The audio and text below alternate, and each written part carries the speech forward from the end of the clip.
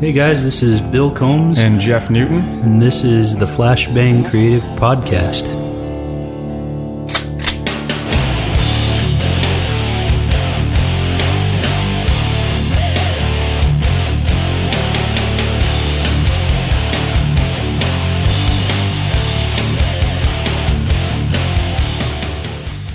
Hey guys, it's Jeff and Bill here, and we're going to be doing something a little bit different today. We've received a lot of calls and emails, so this is going to be kind of a mail call episode where we're going to address some questions that some of our listeners have had and just follow up and maybe go a little bit deeper into some of the things that we've discussed. Yeah, so just to jump right into those questions, we got a couple of different questions that really were asking the same thing. So we kind of looped that into a single question. And the question was, I'm new to having a Facebook page and I'm just starting to get some followers to it, but how would you recommend that I get started growing that and establishing the following? So that was the question. Now we're going to just kind of talk through a couple of strategies that you can implement for that. As I think through the Facebook page component, really it's going to be all about engagement. Facebook pretty much glorifies, I don't know what the right word is for it, rewards, there you go. It rewards pages and content that gets engagement. So whether that's a like, whether it's a comment, whether it's a share, whether it's people tagging other people, the more it sees something getting interaction from other people, the broader it allows the audience to see. And maybe without diving... Think of it kind of as like a spam filter. So the Facebook algorithm...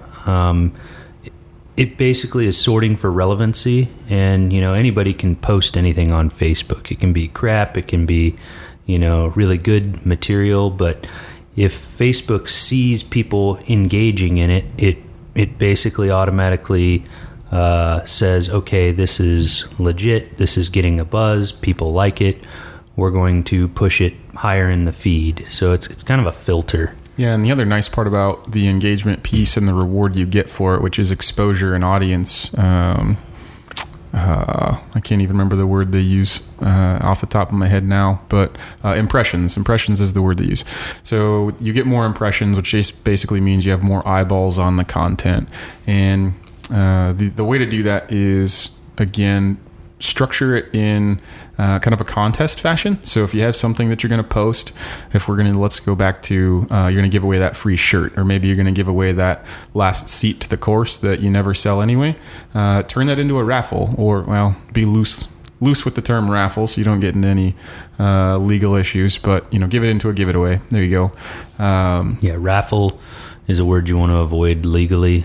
You can't have a raffle without being a nonprofit, or there's various legal reasons. It has to be charity. It has to be nonprofit. State and federal stuff. So just stay away from that word. Use giveaway.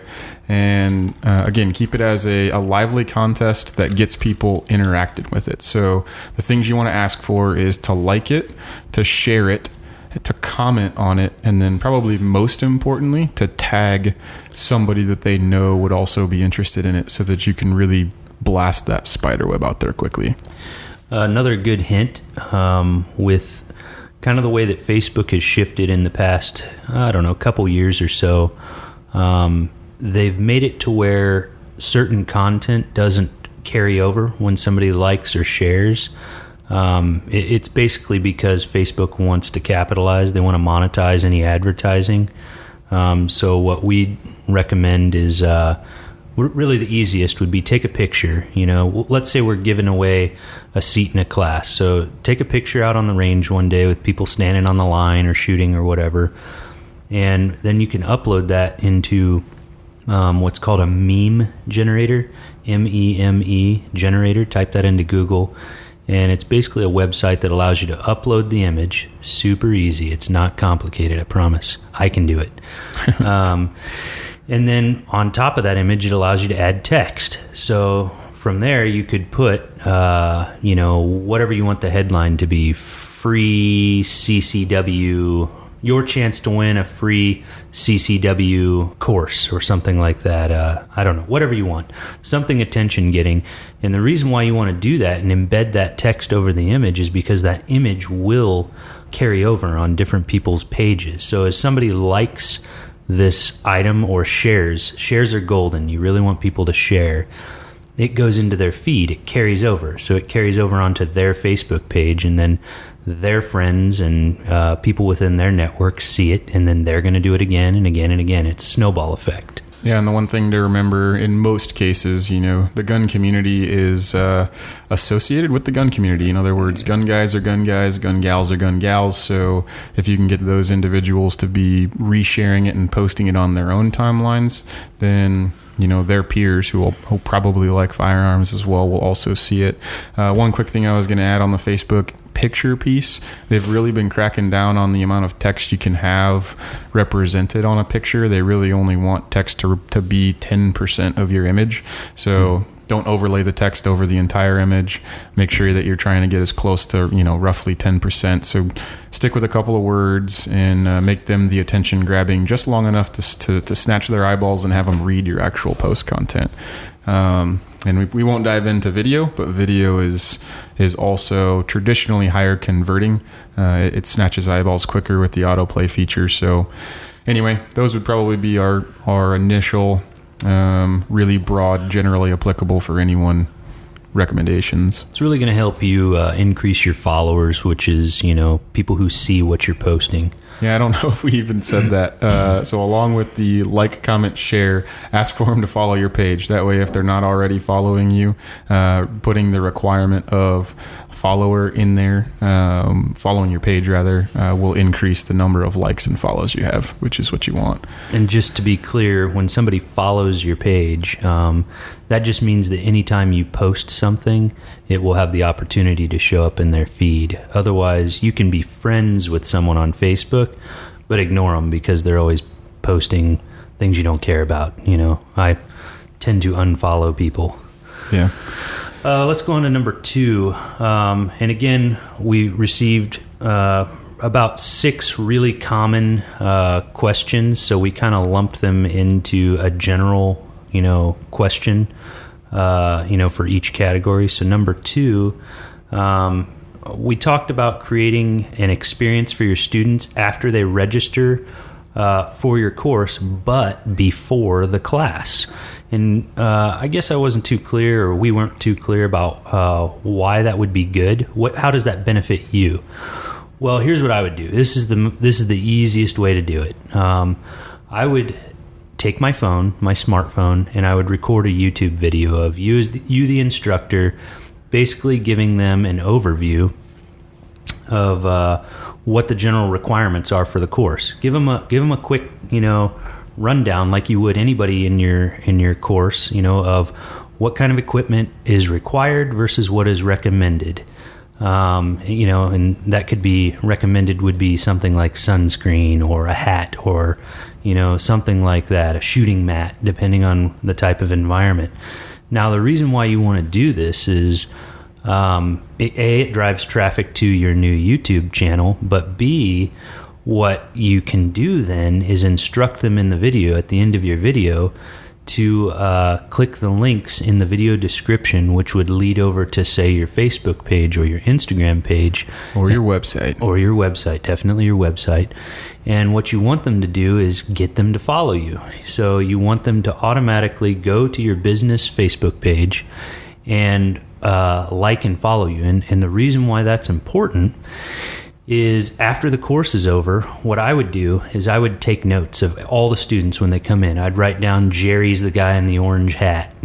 Carol is the female in the plaid shirt. And the reason why I would do that is after the course, what I'd do is I would post some pictures of that course and tag these individuals and them out on the line. And the reason why you do that is, again, now that they've followed you and whatnot, you have just blasted out into their social media space, and their friends and their family and their colleagues are now going to see Carol out on the range tearing it up, and maybe now some of her friends want to do this also.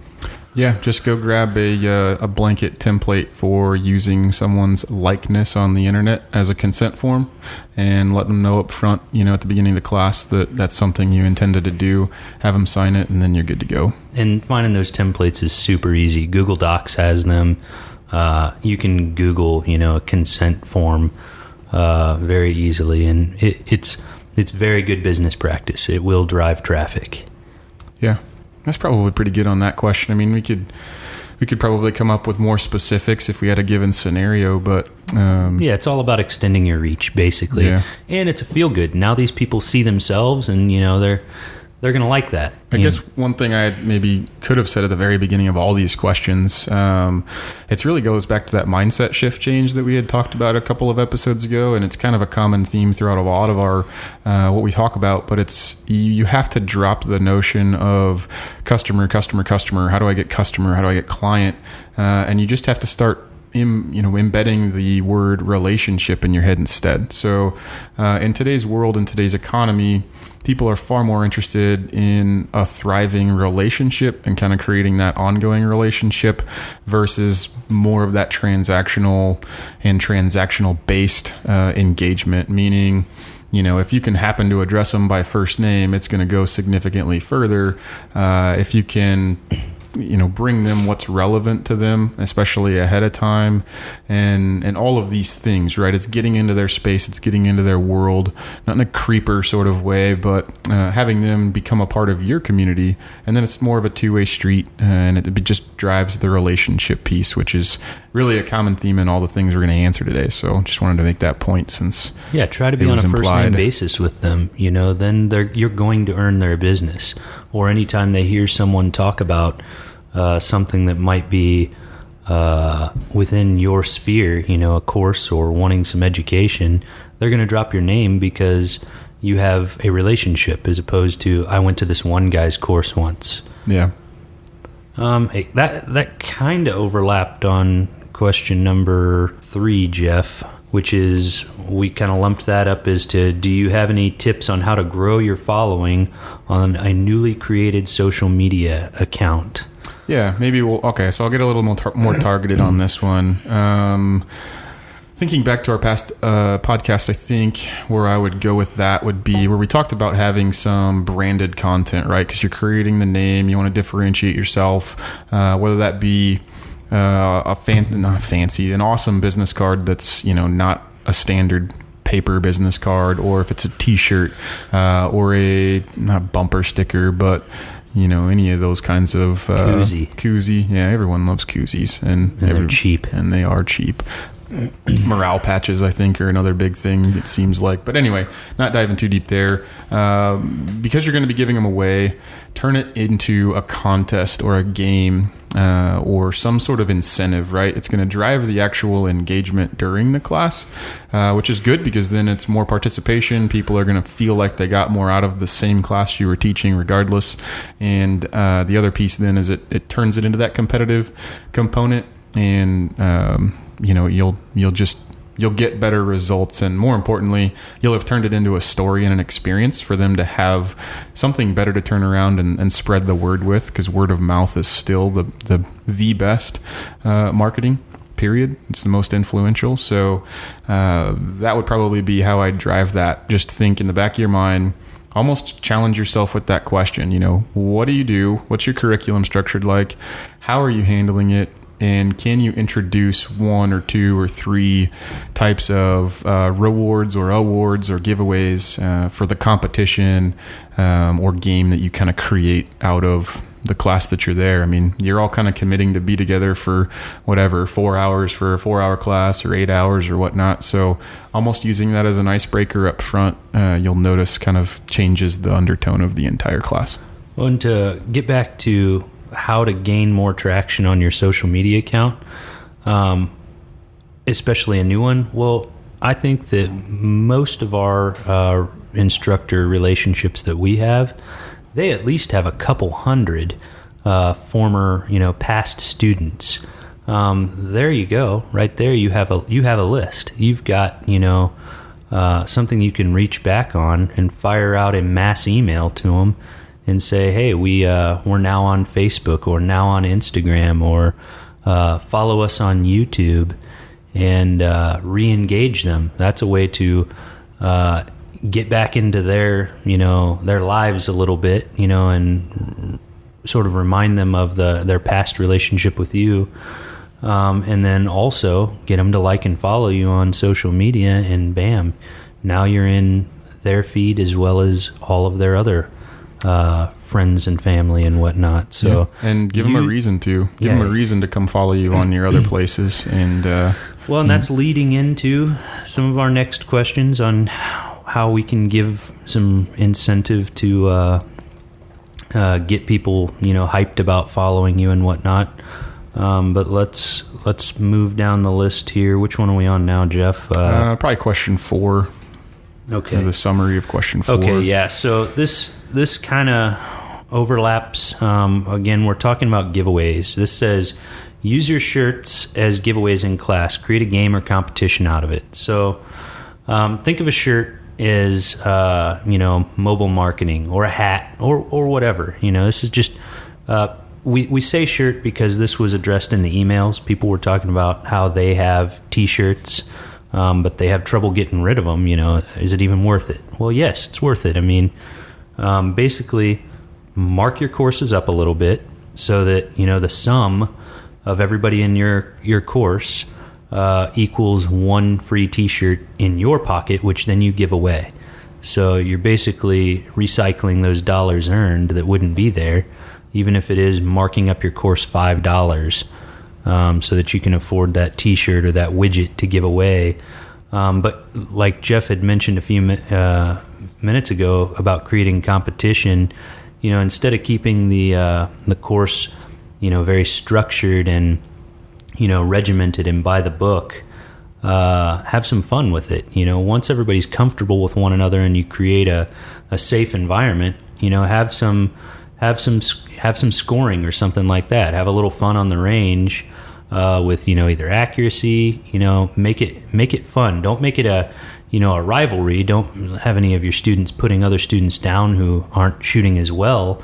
But maybe we make it to where that shooter who wasn't shooting so well at the beginning is now doing much better, and they're now being pit against people who are a higher level than them. I mean, maybe it's for the most improvement or whatnot, depending on what the course is. Yeah, like your MVP or your most improved student or something like that.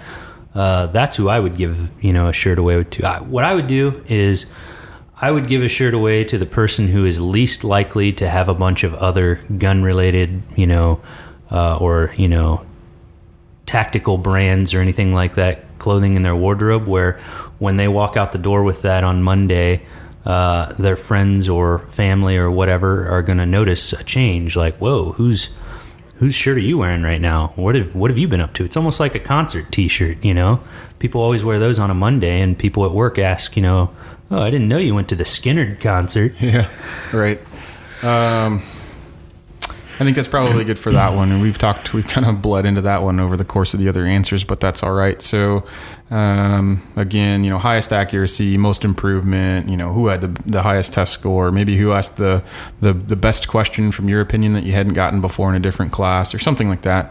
One of the other questions that we got was, kind of almost from the tone of, you could tell they were apprehensive about, that $25 they had to be out, so to speak, for the shirt or whatnot. And so it was more about, are there ways that we can recoup the branding expense of giving away some sort of material? And first of all, I guess I would say that it's really not costing you something, but I do understand that there's no immediate transaction where you're seeing the value of that shirt you gave away or the koozies or whatnot immediately returning in your pocket. So it's a little intangible. It can be a little nerve-wracking that way, but Bill even hit on this. So let's start small. Let's say it's just one shirt or, a 10-pack of koozies or something. Figure out what your costs are, and then look at your course and see how you can incrementally increase that to just cover your costs. And it doesn't have to be, 20 extra bucks per ticket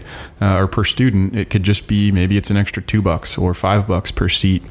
for one of the classes you run that pays for that. So get creative with it. Maybe you have some offers that you make, like if they sign up for another course with you while they're still there, maybe it's a discounted off of the next one, or you throw it in. I mean, any of those upsells are going to pay for what it is you're giving away. Yeah, definitely. If people sign up for the version 2 of the class or the level 2, throw them a t-shirt, because that's part of that knowing the value of your customer that we talked about in previous, or the lifetime value of a student, I should say. And the other benefit of doing it in between those pieces, those points in time. So let's say you give them a t-shirt today, but your next class isn't for 4 weeks.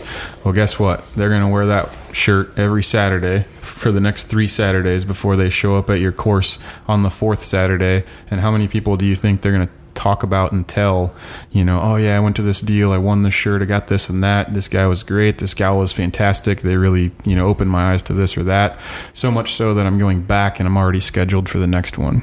It's all going to be that word of mouth marketing. Well, and back to that, buy into the next level course and get 15% off, something like that. I mean, that's why in your everyday consuming world, you see that all the time, either online or, at a car dealership, buy this, get 15% off that. It's because either way, you're making profit. It's more dollars in than it was dollars out. You're taking in much more dollars in than giving away this, $25 item for 20% off.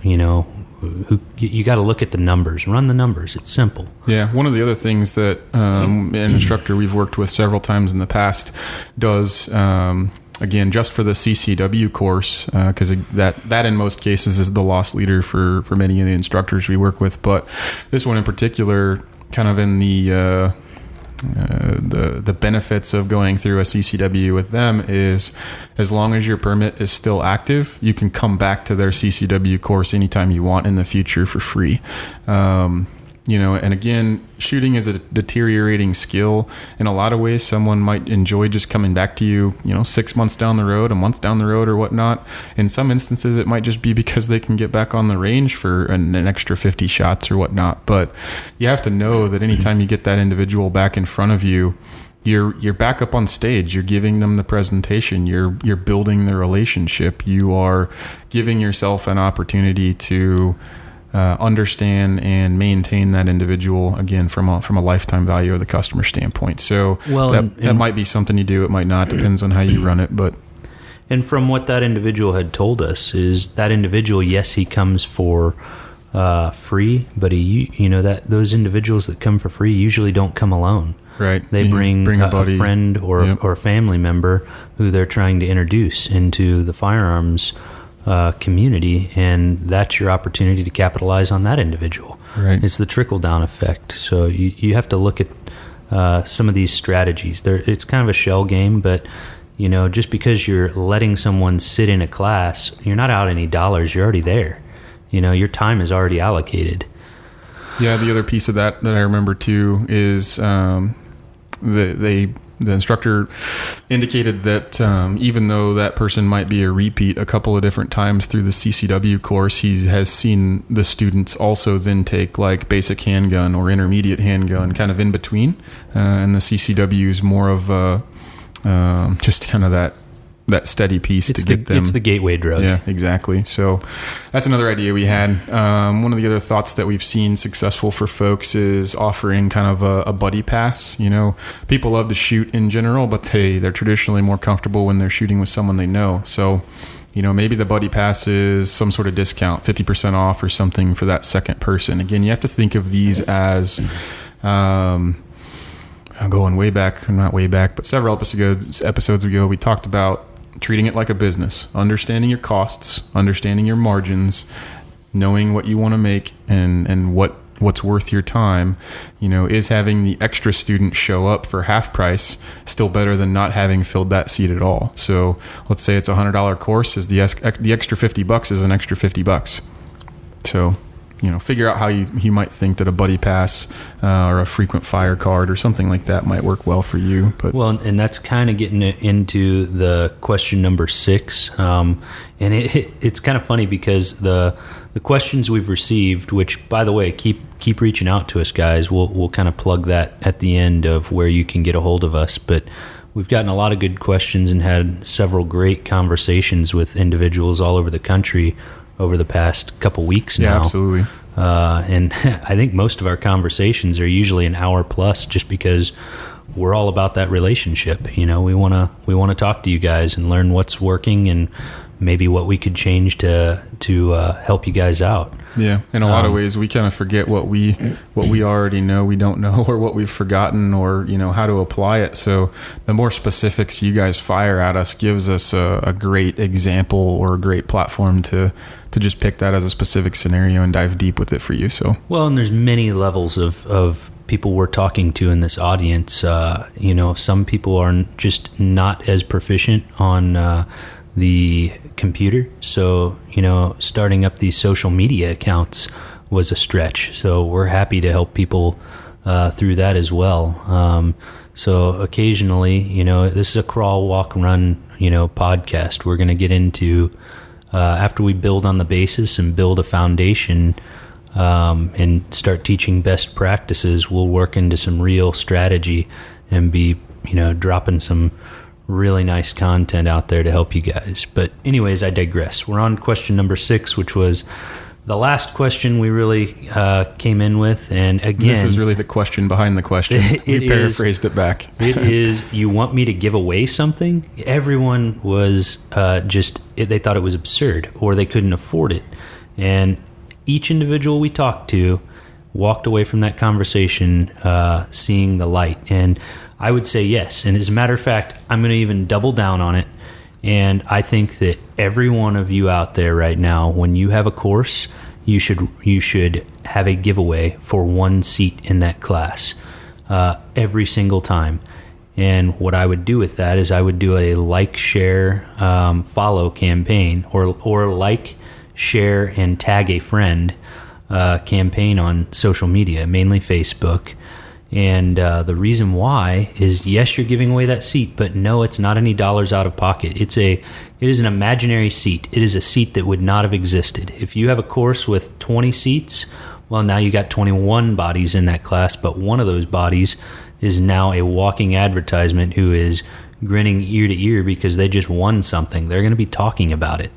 It gives you that opportunity to convert a new lead over to a customer for life, someone who's going to keep coming back to you in each of the new courses that you offer, or come back for some remedial training. I would definitely do this. If it were me, I would always be having giveaways.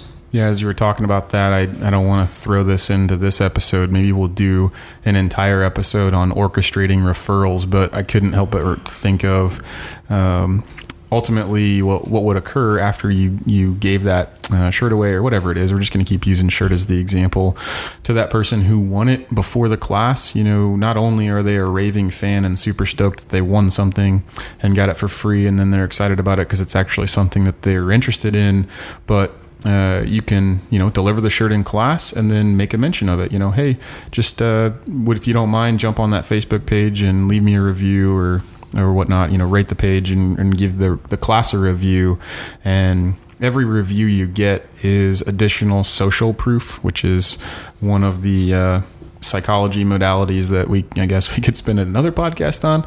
But nonetheless, social proof is what makes that barrier of entry or that risk factor go down for your next buyer. So the more reviews, the more interaction you can get from others, from peers, the more you'll see people more willingly sign up and give you money for your product or service.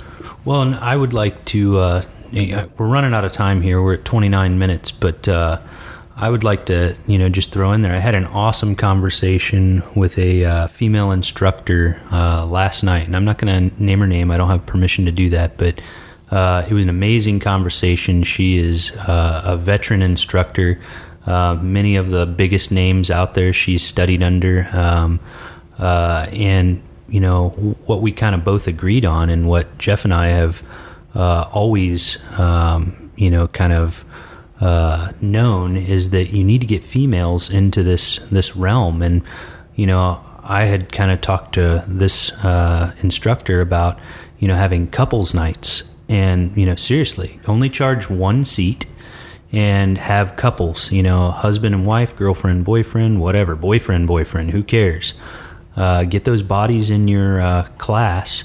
And the great thing about it is it's bringing more females into your realm, into the firearms market. It's all about the cause, guys. I mean, whether you believe it or not, most instructors are very passionate about firearms, and so they believe in the Second Amendment cause, basically, fight the noise against the anti-gun movement. So the only way to do that is to bring, you cannot only just focus on education, you have to focus on bringing more people into the space as well. And you've got to grow the community. It all has to be, it's great to further the education or skill level of those that are already interested, but if we're not growing in numbers, then exactly we're going to continue to decline, and that just goes back to... Well, and she had a great strategy too, because she was targeting females with their children as well, bringing kids into it, who are obviously of age, depending on the laws in your state. She was bringing, families into a course together, and there you go. You've just extended that another generation. But, just to hammer on the topic of just females alone, I've always had this term, and I might have said it before, but, the gun industry is synonymous with the porn industry, and that is most transactions are hidden from your spouse.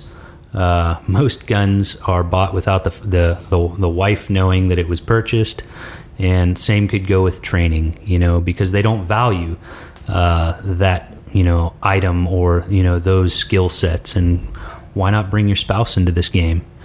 So back to the point, I would be giving away one seat to every person who registers for a course and have a couples night. That would be some awesome marketing. I'm telling you guys, that would work. What do you have to lose? Try this stuff out. Your time is already allocated. What do you have to lose? And it's going to be able to be, you're going to be able to gauge this. You can always ask your students when they come in. You could have a card where it asks, where did you hear about this from? And, there's how you can figure out where people are coming over from. Was it because you did give away those seats? Is it because of the T-shirt? What's the story behind it? Yeah, completely agree.